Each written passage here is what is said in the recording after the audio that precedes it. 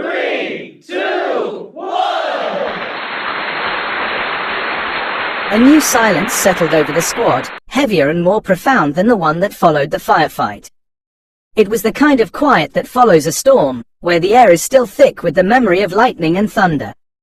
The men and women of Sergeant Ben Carter's squad sat around their small fire, not as soldiers, but as individuals trying to reconnect with the people they were before the war. The flames flickered, casting long, dancing shadows that stretched and shrank with every gust of wind, like ghosts trying to find their way home. Private Liam, his face still streaked with the day's grime, stared into the fire.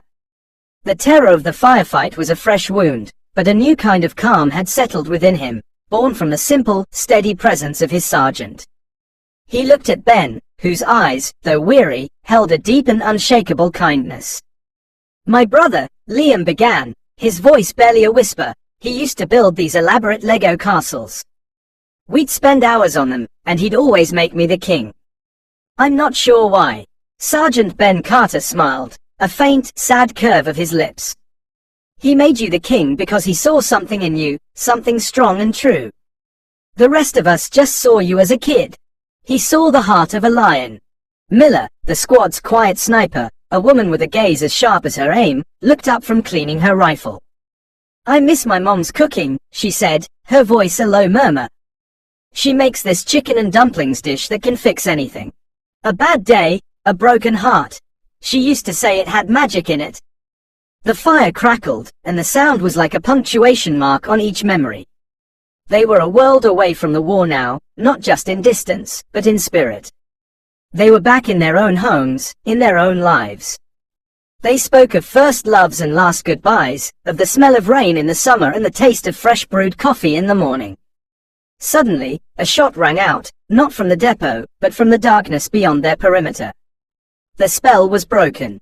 Ben was on his feet in a second, his rifle raised. Miller, flank left.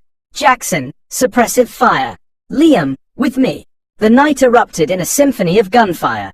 This was a different kind of fight, not a strategic assault, but a desperate and brutal ambush. Ben saw the glint of a sniper scope on a ridge and fired, the shot echoing into the night. But another shot came from a different direction, and Ben felt a searing pain in his arm. He fell to the ground, his vision blurring.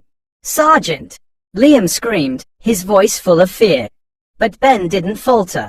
He gritted his teeth, his hand clutching his bleeding arm. "Stay back, Private. Use the rock for cover and return fire." He lay there, the sand gritty against his face, his body screaming in protest. He could hear the others fighting, their shouts a mix of determination and worry.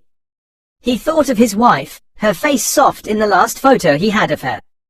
He thought of Liam, the young man who had just a few hours ago been an unsure boy, and now was a soldier. "We have to get out of here," Miller yelled. "They have the high ground." Ben knew she was right. They had to retreat, had to fall back. But he also knew that if he didn't get up, they wouldn't make it. He pushed himself up, his head swimming with pain, and fired one more round, a warning shot that drove the enemy back. He managed to get to his feet, a silent grimace on his face, and began to hobble toward the others.